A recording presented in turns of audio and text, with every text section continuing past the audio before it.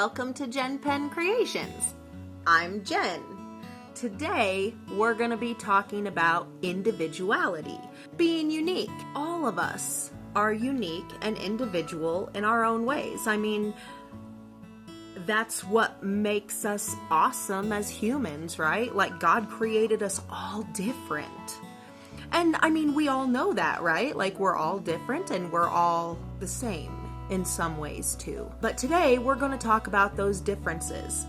We're going to talk about the differences in our children and how, because of those differences, they should probably be disciplined a little bit differently. And we're also going to talk about our uniqueness with God and what may feel like something bad for us to do, or a quote-unquote sin may be for us, but it may not be a sin for somebody else. So we're going to talk about all of that today on JenPenCreations, so stay with me.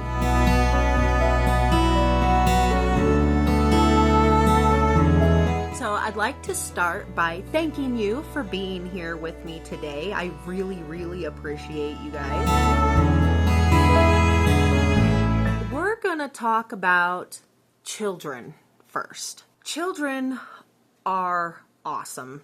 They are all so individually unique. It is amazing. But that also means that their discipline needs to be unique to a certain degree. If one child, like let's say like me, I had 4, and let's say one child talks back to you in a certain manner, you get angry with them, put them in the corner, whatever, discipline. Another child talks back to you just as bad. You need to discipline them too. Most of the time, at very, very young ages, when discipline is first starting, it is good to be consistent with discipline across the board. If you tell them no and they do it again, they go to the corner for as many minutes as they are old, like however age they are. My 5-year-old grandson, he goes to the corner for 5 minutes. My 3-year-old grandson goes to the corner for 3 minutes. And they'll get put in the corner for saying the same stuff or doing the same things. That is a little bit different. As children get older, they start developing their own personalities and unique interests and who they are as people. Also, as your children get older, corner time is just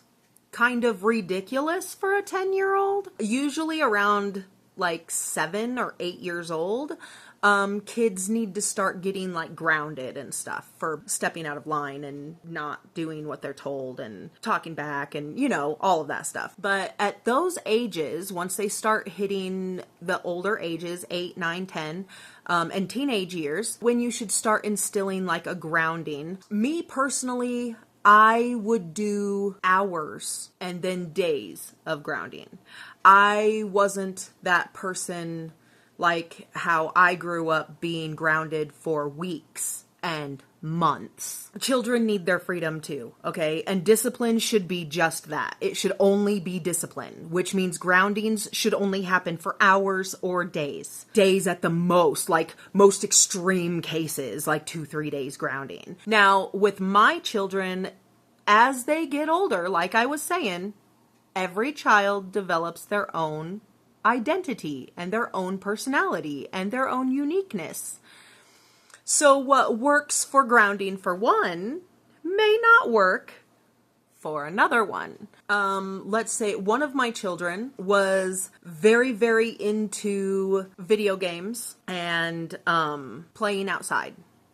So that was their favorite 2 things to do, was play video games and play outside with their friends on skateboards and roller skates and ripsticks and whatever that stuff was. So when that child got grounded, they would get grounded from the TV and from going outside and playing with their friends. Now, they could go to their room and play with Play-Doh or play with Hot Wheels or play with, read a book, play with puzzles, stuff like that. Absolutely. They could do all of that stuff, but they could not be on the television and they could not go outside and play with their friends. Now, I had another child where the TV was not their thing. So grounding them from the TV really wasn't a punishment because that wasn't their thing. Their thing was being on the phone with their friends, going outside, hanging out with their friends, and talking non-stop. They would get grounded from any kind of social activity. But if their siblings were playing video games on the TV, they could sit in the living room and watch it if they wanted to. They weren't allowed to play, but they really didn't like to play either. So they were allowed to be around the games. Whereas my other child was not allowed to even be in the living room when someone was playing a game because that was their thing. Discipline should be unique per child as children get older. Grounded from that. Done. That it hurt their feelings. That's what it's supposed to do. But every child is individual. However, you still need to discipline them for the same things. If one child does one thing and gets disciplined for it, and another child does that same thing, they need to get disciplined for it. Yes, their discipline might be a slightly different just because of the individual in who they are, the uniqueness of who they are. So, moving on from children and their uniqueness, which is fantastic. I love how unique all of my children are and all of my grandbabies are. They all have their own beautiful personalities, and I absolutely love it. But that just means that they're going to grow into adults that have their own personalities and their own thoughts and their own opinions on life, okay? And that's fantastic. That's also where beliefs in religion comes in. I believe in God, as my mythology video talked about. I believe in God and Jesus, and I believe that God has put me on a path and Jesus guides me there. We are all individuals in the eyes of God. Okay, because he created us that way. He knew what he was doing when he made us. That also means that all of our personal sins are different. I'm not sure if that makes any sense, but I was watching my mythology video again, and something jumped out at me. It was when I was talking about the nitpicky sins like laziness, that some Christians just think that if you are even just a little bit lazy, your dishes pile up at all and you're gonna go to hell. Well, I just don't believe that, okay? I believe that if God is laying something on your heart, then that is something you really need to do. Okay, and if you don't do it, yeah, you're going against God. That's considered a sin.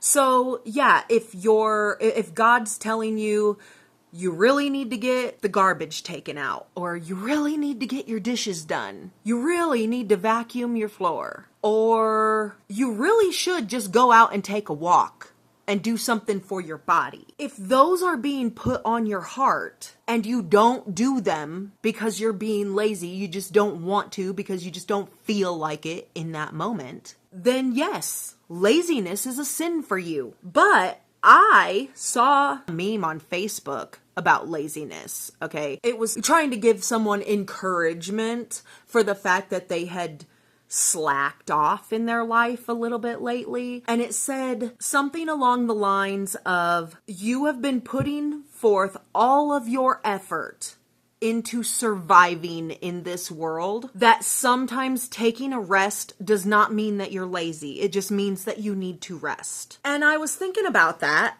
and watching that mythology video that I made, I realized that this is a topic that we really do need to talk about, because in some aspects, not getting your stuff done is being lazy. In other aspects, not getting stuff done is just because you are exhausted with life, okay? And you need to give yourself a break. But only you know which type of laziness that is. Nobody can judge you for laziness. Nobody can judge me for laziness. Nobody can judge anybody for laziness, because none of us know what anybody else is going through. And we don't know if their laziness is really a sin or if it's just them fighting to survive in this world. So being unique and individual is a superpower we all have. And I think that we just need to be a little bit more compassionate and caring of other people, and stop judging people for being lazy or judging someone for wearing a tank top. Some people get really, really hot in the summertime and they're just trying to keep cool. I've seen people label someone walking down the street wearing a pair of shorts and a tank top as a whore or a slut or a skank or something, just because their clothes are a little bit different than what you would wear. I'm sorry, but that is horrifying. That is something we should not be doing to people. If God lays it on your heart to not wear stuff like that, then don't. But that doesn't mean that he's laying it on their heart to not wear stuff like that, because they're hot, okay? And maybe shorts and a tank top cools them off in the summertime.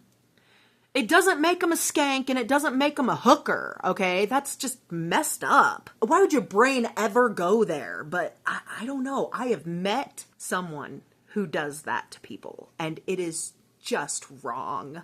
It is just wrong. I will not be friends with this person anymore on Facebook. They've sent me friend requests twice already. No, thank you. I don't like that. Don't be like that. Just because you feel like it's a sin for you, because God has made it a sin on you, does not mean it's a sin on somebody else.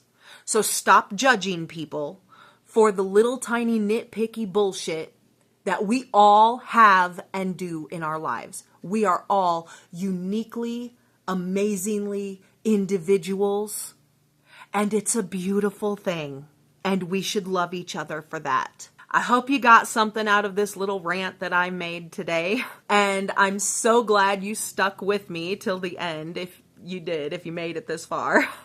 I am very, very thankful for you. I love you.